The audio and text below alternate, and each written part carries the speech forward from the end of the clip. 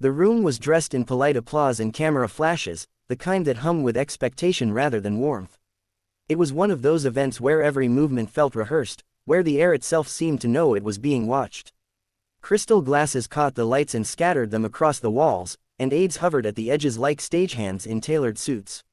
Melania Trump leaned slightly forward at the long table, posture immaculate, hands folded just so. When she began to speak, her voice carried a careful calm, measured, elegant, and edged with the confidence of someone accustomed to being heard without interruption. She spoke about diplomacy as presentation, about how leadership on the world stage required an understanding of optics before anything else. Words like image, perception, and strength floated through the room, wrapped in a faint accent that lent them an almost ceremonial quality. She talked about how first impressions could shape negotiations before policy ever entered the room, how standing firm, even silently, could be more powerful than any speech. Heads nodded around the table. Pens paused mid-note. Cameras leaned in, sensing something worth capturing. Across from her, Barack Obama listened without moving much at all. His elbows rested lightly on the table, one hand near his chin, eyes steady and engaged. He didn't interrupt. He didn't check his notes. He didn't glance toward the press. He simply listened, the way seasoned leaders do when they're letting someone show their full hand. Then, almost imperceptibly, it happened. A smirk, small, fleeting, tugged at the corner of his mouth. It wasn't loud or mocking. It was the kind of expression that appears when recognition dawns, when a familiar argument takes a predictable turn. For a split second, time seemed to slow. One photographer caught it, finger clicking the shutter at just the right moment. A few aides noticed and stiffened, unsure whether they'd seen something they were meant to see. Melania continued speaking, unaware, her tone steady as she leaned further into her point. She emphasized resolve, the importance of projecting certainty even when circumstances were complex. She framed leadership as a performance that demanded confidence first and reflection later.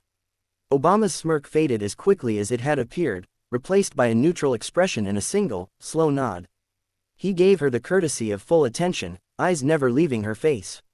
When she finally concluded, there was a pause, long enough to feel intentional.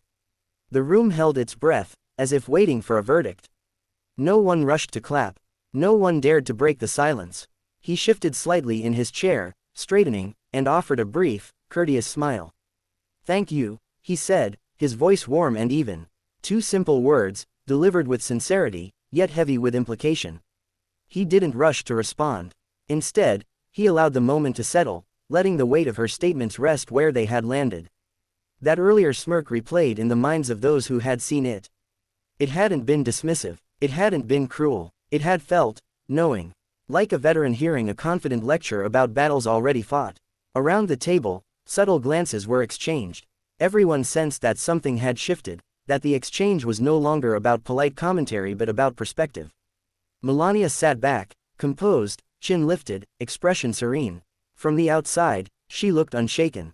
Yet there was a flicker in her eyes, a brief calculation, as she waited. She had spoken with authority, with certainty. She had, educated, as she might later describe it. And now, the floor belonged to him. The cameras remained trained on Obama as he inhaled quietly, preparing to speak.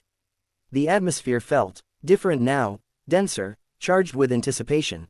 Whatever came next would matter, not because of volume or confrontation, but because of contrast. The smirk, brief as it was, had already done its work. It had signaled that the conversation was about to move from theory to experience, from instruction to demonstration.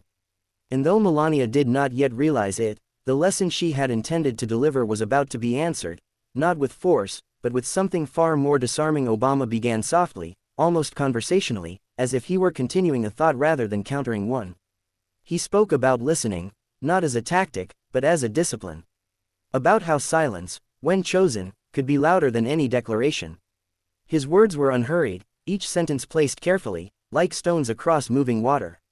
He thanked Melania again for her perspective, acknowledging the importance of presentation, of understanding how moments are framed and perceived. The nod to her point was genuine, and it disarmed the room. No one expected agreement to arrive first. Then he widened the lens. He talked about rooms where optics failed, where cameras were absent, translators imperfect, and trust thinner than paper. He described meetings that began with bravado and ended in stalemate, and others that opened with humility and closed with progress. He didn't name countries or leaders, didn't trade in anecdotes meant to dazzle. Instead, he offered principles learned the hard way, that strength could be quiet, that certainty could be flexible, that the loudest voice often revealed the least confidence. As he spoke, the room leaned in. Even the cameras seemed steadier, as if aware that movement would break the spell. Obama's tone never sharpened, never rose to a challenge. He smiled when appropriate, paused when it mattered, and allowed his thoughts to breathe. The earlier smirk now made sense. It had been recognition, not ridicule.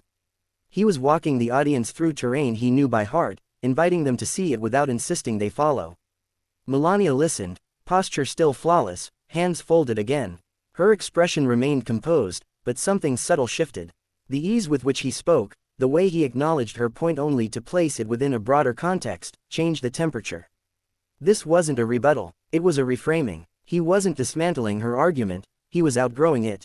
He spoke about leadership as stewardship rather than performance, about the responsibility to lower the volume so others could be heard. He described moments when restraint prevented escalation, when a pause saved lives, when the absence of spectacle became the point. There was no judgment in his voice, no trace of superiority, only the calm authority of experience offered without demand. A ripple of applause began somewhere near the back of the room, tentative at first, then spreading as people realized it was time. It wasn't thunderous, but it was sustained, appreciative. Obama nodded once, grateful, and let it pass. He didn't bask. He didn't add a final flourish. He simply concluded, thanking everyone for the conversation and for the reminder that leadership is always a work in progress. Melania joined the applause, her smile returning, practiced yet sincere. But those closest to her noticed the stillness that followed, the brief moment when she didn't immediately rise or reach for her glass. She had come prepared to instruct, to clarify, to shape the narrative. Instead, she had witnessed something harder to counter, a lesson delivered without confrontation. As the event transitioned and aides began to move, whispers filled the spaces between chairs. The smirk became the story, not because it had been arrogant, but because it had been prophetic. It was the quiet signal that the exchange would not unfold as expected. For those who had caught it, the moment now felt complete, like a sentence that only made sense once the final word was spoken. Later, as the lights dimmed and the cameras packed away, the room returned to its neutral hum. Conversations resumed, lighter now, but tinged with reflection. Melania stood, gracious as ever, exchanging pleasantries, offering thanks. Yet somewhere beneath the polish, the realization settled. Education, she understood now, wasn't always about asserting knowledge. Sometimes it was about recognizing it when it arrived calmly, unannounced, wearing a gentle smile instead of a raised voice. Obama lingered briefly, speaking to a few attendees, his demeanor unchanged. The smirk did not return. It didn't need to. The point had been made, not sharply, not publicly, but indelibly. And as the doors closed behind them and the night reclaimed its quiet, the lesson remained in the air, that the most powerful responses are often the least theatrical, and that regret, when it comes, doesn't always sting. Sometimes it simply teaches.